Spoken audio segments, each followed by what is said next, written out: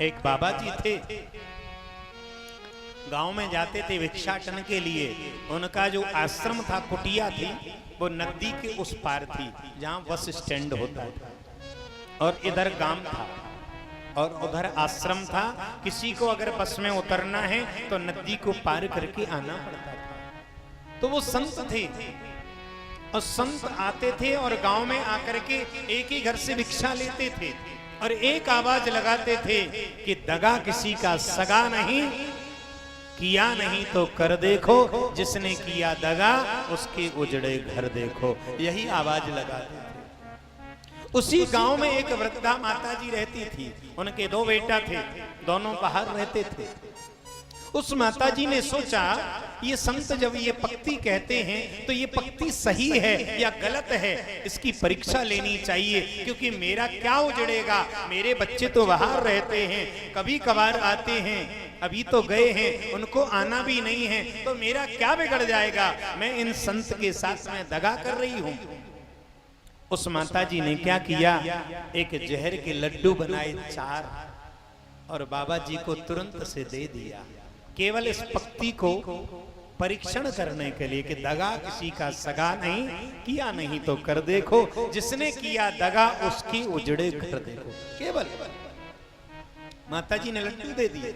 संत बड़े प्रेम पूर्वक लेके गए, नदी पार करके भजन करने लगे शाम को। और भजन कर रहे थे तो रात्रि के भजन करते करते रात्रि के 9 बज गए। इतने में माता जी के जो पुत्र तुरंत ही गए थे, उनको लौटना पड़ा और रात्रि हो गई थी, तो कोई पार लगाने वाला नहीं था। वो वहीं संत के कुटिया पर पहुंच गए। बाबा रात्रि हो गई, कोई निकालने वाला भी नहीं है, हम कहाँ जाएंगे, इसलिए अगर आपकी आज्ञा हो तो हम यहीं निवास करें आज रात्रि के। हाँ हाँ करो, ये सब आपका ही तो है, लेकिन भूख भी लगी है बाबा।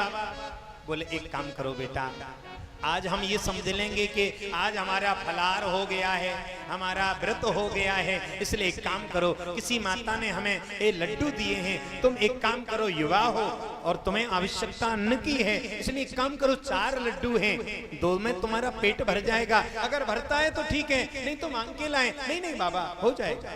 दोनों ने 2-2 लड्डू पा लिए। वही माता के बेटा थे जिसने ये लड्डू दिए। अब जब उनमें तो जहर था, दोनों मर गए। मरने के बाद जब लोगों को पता चला सुबह होते ही, ये बाबा ने शायद इन बच्चों को इसलिए मारा है कि बहुत सा धन लेकर के आए हैं, तो धन के लालच में इसने जहर दे दिया और इनको मार दिया है। सब जितने भी लोग थे सब उस संत को खरी खोटी सुनाने लगे, लेकिन संत ने एक शब्द भी नहीं कहा। सुनते रहे कि मैंने दिए तो लड्डू है, कुछ नहीं सुन, केवल मौन रहे। एक काम करो, इस संत को यहां से भगा दिया जाए और इसको घोड़े पर क्या गधे पर बिठाओ और इसका काला मुंह करके यहां से बेइज्जत करके निकालो। सब लोग यही करने को तैयार हुए।